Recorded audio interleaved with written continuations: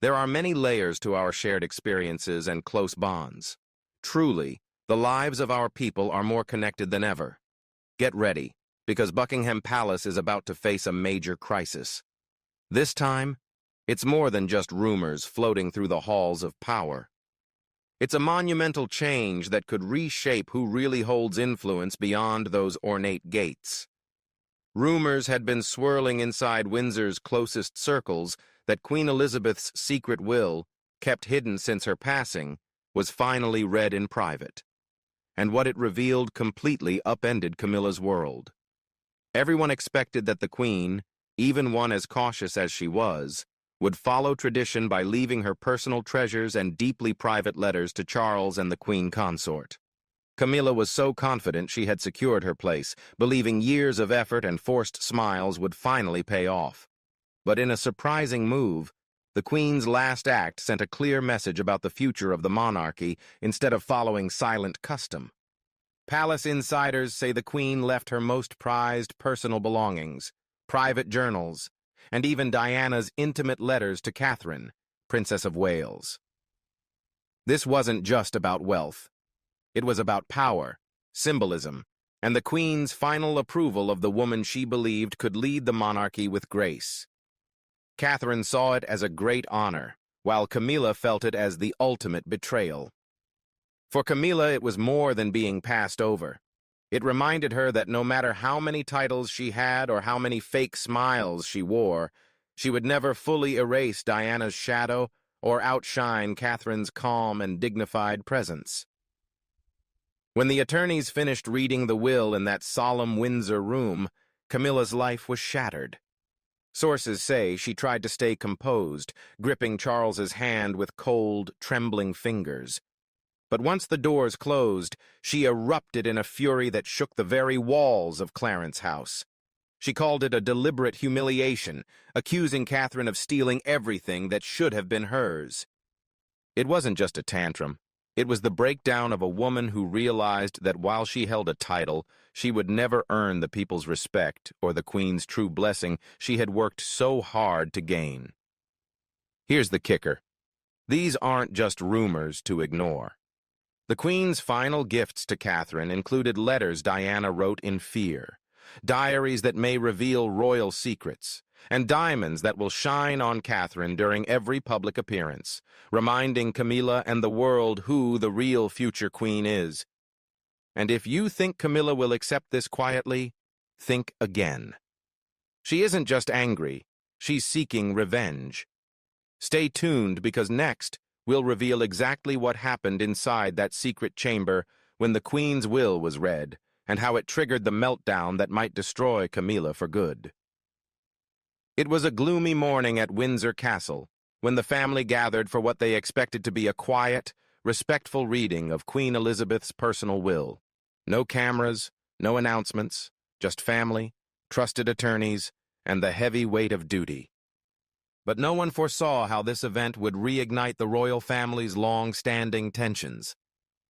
William and Catherine arrived first, quietly entering the drawing room. Catherine wore a simple blue dress, her face calm but pale.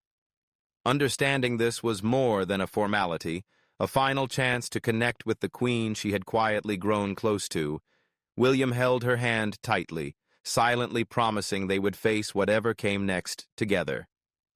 Then came Charles, followed by Camilla, her expression unreadable, the practiced half-smile she showed the cameras still on her face. She thought she was prepared, that her role as Queen Consort would be reflected in the Queen's last wishes, securing her legacy with jewels and estates. She was wrong. The attorneys began reading out modest gifts to relatives, employees, and charities. Camilla sat stiffly, eyes flicking to the folders on the table, eager to hear her name tied to the Queen's precious items. Then it happened. When the lawyer addressed Catherine, the room fell silent, anxiety thick in the air. Camilla's head snapped up, knuckles whitening as she gripped the chair's edge. The lawyer announced bequests that would shake the monarchy. The Cambridge lover's knot tiara, one of the Queen's most treasured pieces, was officially given to Catherine. The Queen's private diaries, filled with notes from state visits, family moments, and private talks, including reflections on Diana and the monarchy's future, were entrusted to Catherine with a request to protect them for the crown's sake. But the next item crushed Camilla's hopes. Diana had left the Queen a bundle of letters expressing her fears, hopes for William, and thoughts about Charles and Camilla, now entrusted to Catherine's care. The room fell silent, Diana's spirit heavy in the air, a stark reminder to Camilla that she could never outrun the past no matter how hard she tried. William squeezed Catherine's hand, emotion rising as he realized his mother's words would be in the hands of the woman he trusted most. Catherine swallowed back tears and nodded, aware of the gravity of what had just been given to her. Witnesses say Camilla's face shifted from pale to flushed red, her jaw clenched as she fought to stay composed. But the betrayal she felt was undeniable. At that moment, Camilla understood the Queen had chosen Catherine over her, even in death. Charles shifted uneasily, stealing glances at Camilla, knowing what awaited after the doors closed. Though he spoke of unity and progress, Charles knew this was a blow far worse than any tabloid story. As the last lines were read, Camilla abruptly stood, muttering under her breath before storming out. Charles awkwardly followed, shoulders slumped, weighed down by the moment. Catherine held the Queen's letters and diaries close, knowing the responsibility she had been given was more than diamonds or letters. It was about preserving the Queen's legacy, and in many ways, Diana's unfinished wishes. Leaving Windsor that day, William and Catherine knew the Queen's final act had changed everything. For Camilla, it was more than a slight. It was a declaration that Catherine was the monarchy's future, and no title she held could change that. But no one outside those walls knew how this betrayal sent Camilla into a rage that threatened to tear the royal family apart from within. Next, we'll see how Camilla's private breakdown after the will reading shocked Clarence House, exposing cracks the Queen's final wishes had caused in their carefully polished royal image. Camilla's fury exploded before the car doors even shut. Her composure shattered as she climbed into the black Range Rover outside Windsor. According to palace staff, she slammed the door so hard the vehicle shook, face flushed, eyes blazing, yelling things even Charles couldn't comprehend. Years of patience and biting her tongue publicly vanished in an instant. The Queen's will wiped away decades of modest ambition. Camilla accused Charles of weakness and blindness as Catherine stole everything right under his nose. She called the Queen's choice a deliberate humiliation, determined to remain the outsider she had always been. Uncaring who heard her, her screams pierced the air as the car sped past the gates. By the time they reached Clarence House, the meltdown was at its peak. Camilla's screams echoed through the marble halls before she left the foyer. She stormed into her private room, hurling a crystal vase that shattered like the diamonds she believed were rightfully hers. She demanded Charles fix this, shouting she wouldn't be humiliated or overshadowed by that woman or Diana's ghost for the rest of her life. She raged that Catherine's calm smile, measured words, and public affection made her look small in comparison. Camilla had spent years convincing the world she was the true queen, but now everything was crumbling. Charles tried to calm her, saying the will couldn't be changed, that obeying the Queen's wishes was necessary, and making a scene would only hurt the monarchy. But Camilla was beyond reason. She accused him of favoring William and Catherine over her, defending Diana's memory instead of the woman who stood by him at his lowest. In desperation, Camilla ordered staff to explore if the will could be challenged, secretly seeking legal advice to hide or alter it to reclaim what she felt was hers. She vowed to retreat to Ray Millhouse, her sanctuary, refusing public appearances unless Charles took her seriously.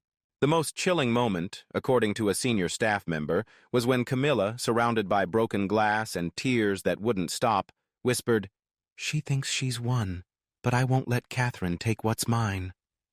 It was no longer about jewels or journals. It was about legacy, power, and pride. Camilla's collapse marked the start of a quiet, simmering conflict behind royal doors. The Queen's dying wishes didn't just honor Catherine, they ignited an anger in Camilla that won't fade quietly, a rage that could break the carefully maintained image of a united royal family and threaten everything Charles fought to protect. When the dust settled that night in Clarence House, with Camilla's warnings still hanging in the air, insiders knew a storm was coming, one that would test William and Catherine, expose Charles's flaws, and show if Camilla's hunger for power could ruin all the Queen tried to safeguard. In the next part, we'll explore exactly what Catherine inherited, and why these gifts were so powerful they caused Camilla's downfall, establishing Catherine as the true queen-to-be despite Camilla's title. While tabloids rushed to headline priceless jewels and royal riches, Catherine's inheritance was far more meaningful than diamonds or tiaras. Her legacy was carefully crafted through a series of deeply personal bequests that secured her position not just as future queen, but as guardian of the monarchy's soul. One of the most talked-about items was the Cambridge Lover's Knot tiara. Although Catherine had borrowed it before, the Queen's will made it hers forever, a signal that she would now embody the royal image at dinners, trips abroad, and future coronations. It was the very tiara Diana once wore, rich with history, love, and sorrow, and now it would rest eternally on Catherine's head, a shining reminder to Camilla of the woman she could never fully forget. But it was the Queen's private journals that carried the greatest weight. These weren't official documents sanitized for public view, but handwritten reflections spanning her reign, including candid opinions on foreign leaders, thoughts on family, and private talks with Diana during her troubled marriage to Charles. Royal sources say the journals included moments where the Queen expressed serious concerns about Charles's relationship with Camilla and questioned how it might impact the crown's stability. Even more explosive were Diana's letters, many unread by Charles or Camilla, which revealed her fears of being undermined, hopes for William, and predictions for the monarchy's future. By giving these letters to Catherine, the Queen ensured Diana's voice would live on in her son's family, never silenced by those who tried to erase her memory. Catherine also received the Queen's personal collection of brooches and jewelry, pieces worn during key moments of her reign, symbolizing trust and preference. When Catherine wore them, the world would see continuity, dignity, and a future linked to the Queen's unwavering sense of duty. Additionally, a secret Scottish retreat where the Queen found peace away from royal duties was quietly given to William and Catherine. This was more than property. It was a refuge where their children could grow up away from the spotlight, fulfilling the Queen's long-held wishes. These gifts were more than tokens of affection. They were deliberate actions to ensure the monarchy's future rested with those the Queen believed could protect it best. For Catherine, this was a weighty but dignified responsibility embraced with calm grace, knowing it would strengthen her position as queen and safeguard the kingdom from within. For Camilla, each gift Catherine received was a personal insult, proof that even in death, the Queen favored Catherine. Every tiara Catherine wears, every letter she holds, every private retreat she visits sends a quiet message.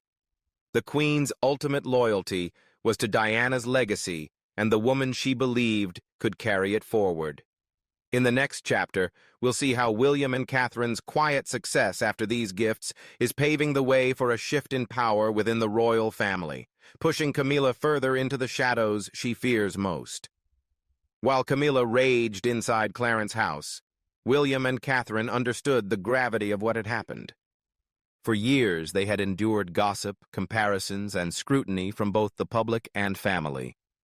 But the Queen's final act spoke louder than any headline or speech. It wasn't about jewels or estates. It was about trust. Catherine had earned the Queen's trust not through grand gestures or schemes, but through steady devotion, respect for tradition, and unwavering support for William and their family. For years, Catherine stood beside the Queen at events, listening carefully, observing how she bore the crown's weight, and absorbing lessons no book or counsel could teach. The Queen saw Catherine's patience and refusal to seek attention, understanding that true power doesn't always announce itself. When they left Windsor that day, William looked at Catherine with fresh gratitude and pride. She wasn't just his wife. She was the future of the monarchy, the embodiment of all his mother dreamed for him, a partner who would support and honor the people they served. Behind closed doors, William and Catherine discussed the letters and diaries the Queen had entrusted to them. They knew the contents might shock the family by revealing secrets some would prefer kept hidden.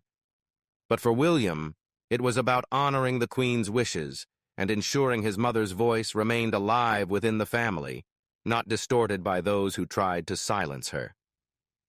The Cambridge lover's knot tiara, now legally Catherine's, was more than jewelry.